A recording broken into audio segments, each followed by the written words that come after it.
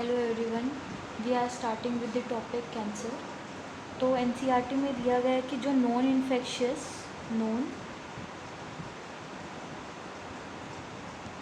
Infectious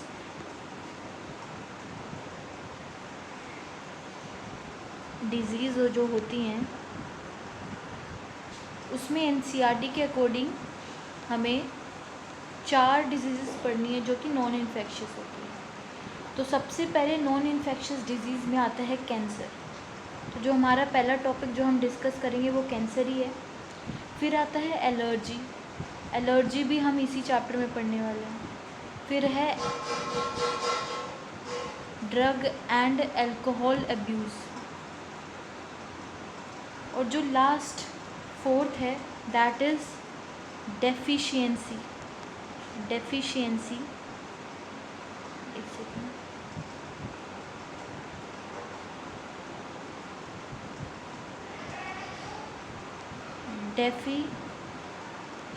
deficiency disease. तो deficiency disease भी इसी में ही आती है। तो हमें 4 पढ़नी है: cancer, allergy, alcohol and drug abuse and deficiency disease. तो आज का जो हमारा टॉपिक है दैट इज़ कैंसर, और हम कैंसर पे ही आज पूरी क्लास देंगे।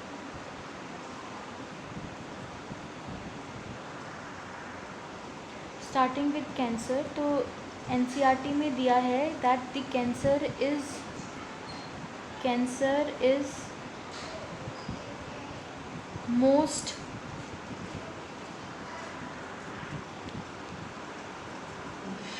dreaded disease of human beings।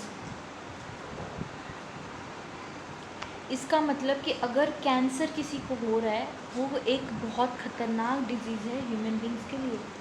क्यों है? क्योंकि इसका जो अभी हमारे फ़िलहाल मॉडर्न मेडिसिन में, इवन किसी और भी मेडिसिन्स में अभी तक कोई इलाज नहीं है।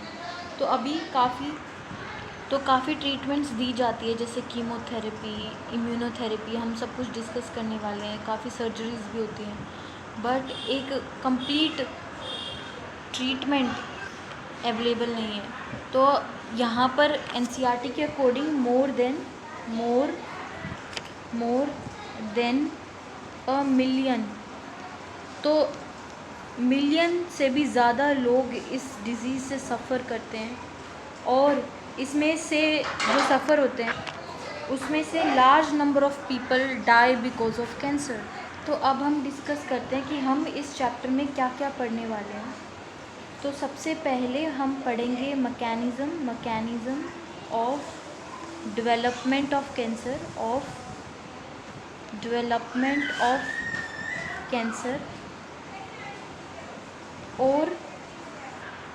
ऑन्कोजेनिक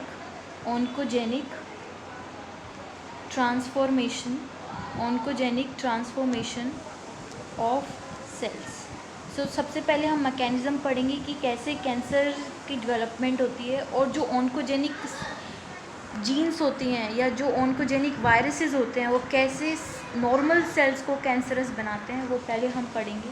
उसके बाद में हम पढ़ेंगे कि उसका ट्रीटमेंट क्या होगा, हम कैंसर को कैसे ख़त्म कर सकते हैं, वो पढ़ेंगे। फिर हम कैसे कंट्रोल कर सकते हैं कैंसर। क्या हमें जो हमारे काफ़ी सब्सटेंसेस हैं जिसे हम बोलते हैं कार्सिनोजेंस, जो चाहे तो बायोलॉजिकल हो सकते हैं, केमिकल हो सकते हैं, या फिज़िकल हो सकते हैं, हम उनके बारे में डिस्कस करेंगे, जो कि हमारा कोज़ करवाते हैं कैंसर को। तो हम पढ़ेंगे main cause of cancer, and last में हम ये भी देखेंगे कि डिटेक्शन कैसे करते हैं, कि कैसे हम पता लगाएं कि कैंसर है किसी इंसान को या नहीं। तो ये कंप्लीट ओवरव्यू था कि हम इस चैप्टर में क्या क्या पढ़ने वाले हैं। अब हम स्टार्ट करते हैं with the topic what is contact inhibition. तो जो सेल साइकिल है हमारी, हम cell cycle chapter class 11th में पढ़ते हैं, एंड सेल डिवीज़न, वो हमारा कम्प्लीटली रेगुलेटेड प्रोसेस है। अगर उसमें कोई भी एरर आ जाता है तो कंप्लीट साइकिल डिस्टर्ब हो जाती है और काफ़ी एबनॉर्मेलिटीज़ हमें देखने को मिलती है। तो जो सेल साइकिल या डिवीज़न हम बोलें वो highly coordinated, highly controlled and coordinated process है।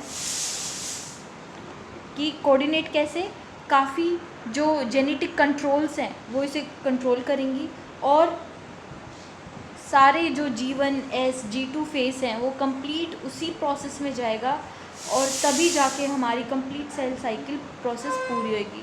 तो एक ये कंप्लीट हाईली कंट्रोल्ड प्रोसेस है एंड ऑल्सो मैंने अभी बताया and it is under genetic control. Genetic control तो जो भी हमारी सेल ग्रोथ होनी है या हमारी सेल डिफ्रेंसिएशन होनी है वो तभी होगा जब हमें एक सिग्नल मिलेगा कि स्टार्ट कर दो प्रोसेस या it is in middle of the cell growth और कोई डिस्टर्बेंसेस आ जाते हैं, कोई एबनॉर्मेलिटीज़ आ जाती हैं तो वहीं की वहीं सेल का जो ग्रोथ है वो स्टॉप हो जाएगा, वो इनहिबिट हो जाएगा। तो ये हाईली कंट्रोल्ड, हाईली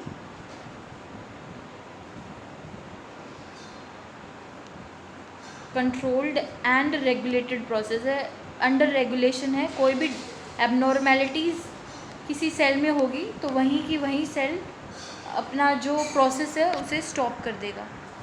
तो अगर हमने जो बात करी है ये है नॉर्मल सेल के बारे में। अगर नॉर्मल सेल है, ठीक है, अगर वहीं कैंसर सेल हुआ तो ये जो भी प्रोसेस है उसमें आ जाएंगी डिस्टर्बेंसेस और फिर उसमें आएंगी काफ़ी चेंजेस।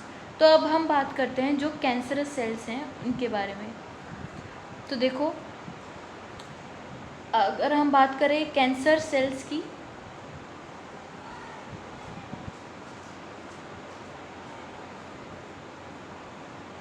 तो यहाँ पर हमें ये रेगुलेशन देखने को नहीं मिलता।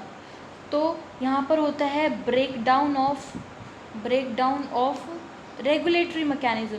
तो जो भी रेगुलेशन हमने अभी पढ़ा कि cell cycle and cell division, cell growth, cell differentiation, जो रेगुलेटेड, जो कंट्रोल्ड प्रोसेस थी, वहाँ पर ये रेगुलेशन मैकेनिज़्म काम नहीं आता। अब हम बात करेंगे जो कि एक प्रॉपर्टी है कॉन्टैक्ट इनहिबिशन। तो जो नॉर्मल सेल्स होते हैं, नॉर्मल सेल्स, अगर मैं इनकी बात करूं तो इनके पास प्रॉपर्टी ऑफ कॉन्टैक्ट इनहिबिशन होती है। इसका मतलब क्या होता है? देखो, जो भी नॉर्मल सेल है, फॉर एग्जांपल ये हमारा था नॉर्मल सेल, तो इस नॉर्मल सेल्स में जो भी पर्टिकुलर सेल है, फॉर एग्जांपल ये वाली सेल, तो ये पर्टिकुलर सेल कांटेक्ट में होगा एक दूसरे सेल के साथ में। तो ये पर्टिकुलर सेल कांटेक्ट में है इसके भी और इसके भी। इसकी वजह से यहाँ पर अनकंट्रोल्ड ग्रोथ देखने को नहीं मिलेगी। अगर मैं लिख के बताऊँ तो कांटेक्ट इनहिबिशन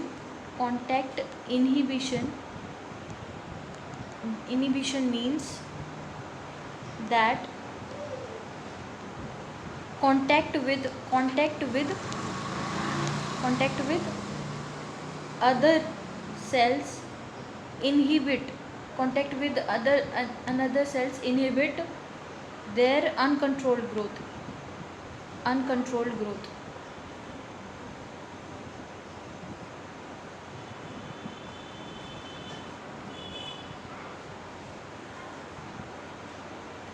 और ये देखने को किस में मिलता है? नॉर्मल सेल्स में। जो भी नॉर्मल सेल्स है उसी में ही होगा ये कांटेक्ट इनहिबिशन वाली प्रॉपर्टी। तो ये इम्पोर्टेंट था। अब हम बात करते हैं कि अगर वो कैंसरस सेल हुआ तब क्या होगा। तो देखो, अगर ये कैंसरस सेल हुआ,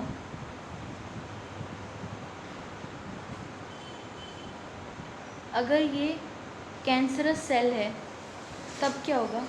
कैंसरस सेल में ये प्रॉपर्टी कांटेक्ट इनहिबिशन की लॉस्ट हो जाती है। कॉन्टैक्ट इनिबिशन नहीं होता, जिसकी वजह से क्या होगा, अगर ये प्रॉपर्टी है नहीं तो जो सेल्स कांटेक्ट में थे अब वो अपना कांटेक्ट जो है वो ब्रेक कर देंगे, जिसकी वजह से क्या होगा, ट्यूमर फॉर्म करने लग जाएंगे।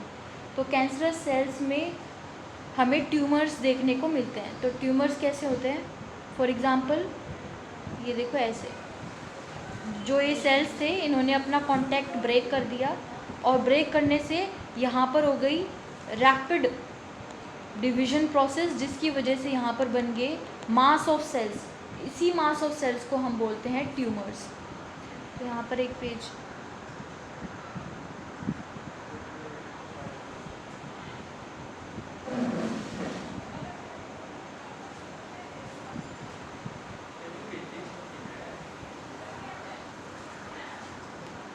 तो यहाँ पर हमने डिस्कस किया कि कैंसरस सेल्स में, in case of cancerous cells just continue to divide, cancerous cells just continue to divide and divide very rapidly, giving rise to masses of cells which are called as tumors, जिसको हम बोलते हैं tumours.